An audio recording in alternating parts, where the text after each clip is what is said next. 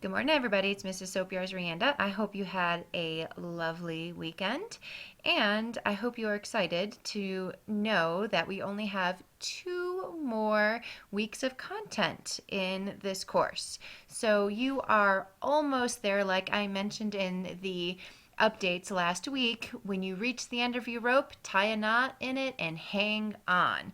We only have a little bit more to do, and we are almost at the end. So hang tight. I just love that quote. So what are we doing this week? We're clicking on materials as always. And Unit 8, you can see that we're working on Session 3 and that all the work from Session 3 is due by May 11th before midnight. So click on our folder and then click on Reviews Session 3. And you can again see the due date right there. Clicking on our session plan. The first thing that you do every Monday morning is watch this weekly update video, which is going to be right here. And then look at our list of assignments to do along with the suggested schedule for the week. A couple of very important announcements that I think you will think are very important. Last day of school is May 28th, Wednesday, May 28th. All late work is due by Tuesday, May 27th before midnight. So be sure that any late work you submit by Tuesday before midnight, the 27th. And there'll be more details about that important opportunity next week during final week. So what are we doing this week? So this is what you should do today. Go over the materials in class in the session today, watch this video, read over the review expectations, and start your research. Then tomorrow on Tuesday, continue your research and then complete and submit your works cited. On Wednesday, complete your review pre-writing assignment and then do a close study of summarizing and the 3 appeals of argument, both of which are expected in your review, your final review. Then on Thursday, also start your rough draft, and on Friday, continue working on that rough draft and submit it. Now, do not worry.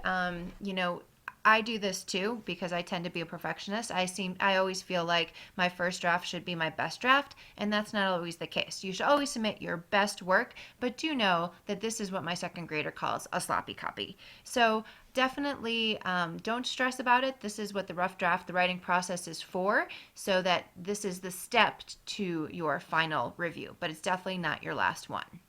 So click next to continue through the session as always. We're going to begin this week by conducting research on your subject and then beginning the writing process through pre-writing, outlining, and then finally writing the first draft of your review.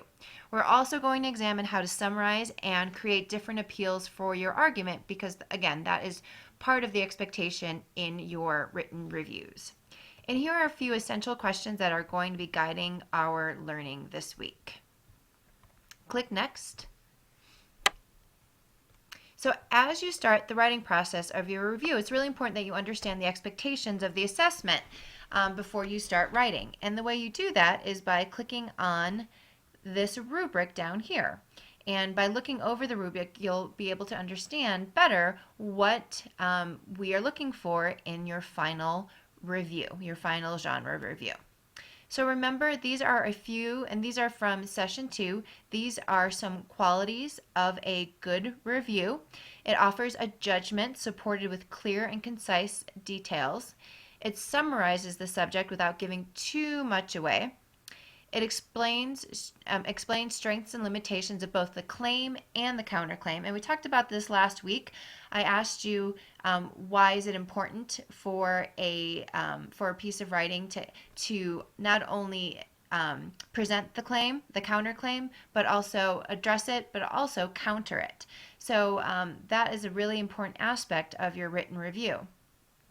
It also clarifies and elaborates claim with multiple pieces of relevant evidence from your primary source, that's your subject, be it your book, your movie, your TV show, or whatever, and secondary sources, and that means research. That's why we're doing our research this week. Okay? It gives advice to the reader about the event or subject, and it enhances the argument through appeals excuse me, to emotions, logical presentations, and the establishment of credibility. And again, this is going to be a close study of ours in this session. So click Next to continue. Now this should look familiar to you because this is what we did in Unit 6 when you were writing your definition essay. You were also asked to write a works cited page, and that's exactly what you're going to be doing for this week as well. So this last week you decided on the subject of your review. Remember, you should have watched it, read it, or attended the subject. So before you start the writing process, you're going to need to gather some research about your subject. And you'll use this research to either dispute or support the claims you'll be making in your review. Now again, this document is review as far as how to create your works cited page after you do your research. So be sure to go through that point by point. It is very helpful, step-by-step directions. Also down here, you'll find several links to several help videos. And right here is a image. If I can blow that up. Oh, well, you can download it, I guess. Doesn't look very big there. Of what a works cited page should look like, along with commentary there. Okay, so be sure to review all of that great information before you submit your works cited page here. Then it's on to the pre-writing. Be sure to answer all of the below questions in at least 2 solid sentences.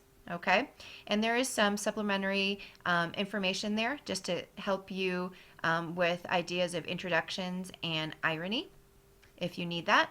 And that document is right there if you need it. Click Next to submit your pre-writing right here. And then the next few slides are about that close study that I mentioned a couple of minutes ago about how to summarize, because remember, summarizing is part of a review, but remember, you don't want to give too much away. As you know, when you read a review, you don't want to be given the entire plot line. You don't want to be given the conclusion, right? There's definitely a balance there. So be sure to watch this video to help you with your skills in summarizing. And then next, close study is going to be about the 3 appeals of argument. So what you need to do is go through these next 3 slides to review logical appeal, which is what you're basically going to be doing through your research, ethical appeal, and then emotional appeals. Now remember, I think we touched on emotional appeals back in Unit 7. So again, we're going back to the objectives that we've been going over in this semester, and we're building on those. So be sure that you go through these 3 slides and learn and to develop your appeal and how you're going to be using either logical, ethical, or emotional appeal in your review. And then finally, it's time to actually write your review. You have your subject, you've conducted your research, and you have your touchstone text for reference. Remember, last week you were asked to select your touchstone text, which would be your guide and your model in writing your own review. So we also last week talked about, in the discussion, I asked you to look at the organization of your touchstone text and to help you guide your own organization. Okay, so here on the left is an outline to guide and help you in your organization, along with the mentor text from last week. Okay, so remember, one way to craft a credible review is citing research in 2 places. In your works cited page, and again in the actual review, the actual written review. So you've already created your works cited earlier in this session, but don't forget about including that in-text citation as well. And here's a resource to help you with writing in-text citations and how to cite those properly. Okay? And then submit your rough draft on the next page. And again, here is that outline to help you with organizing your first draft. If you have any questions about that, please feel free to contact me. I'm happy to help. Okay? And this is where you submit your first draft. I will, as quickly as I can, be grading first drafts and providing you feedback, especially this week. As you submit a rough draft, I will hopefully within 24 hours turn around and give you feedback right in the Dropbox. Now, not in the gradebook, but probably in the Dropbox, because I'm going to be giving you most likely detailed feedback.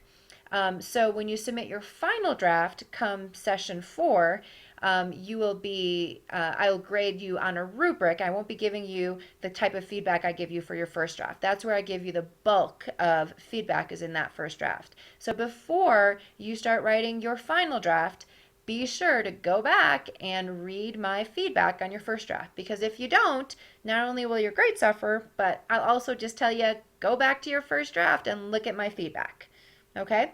So if you have any questions about anything this week, please contact me. I'm happy to help.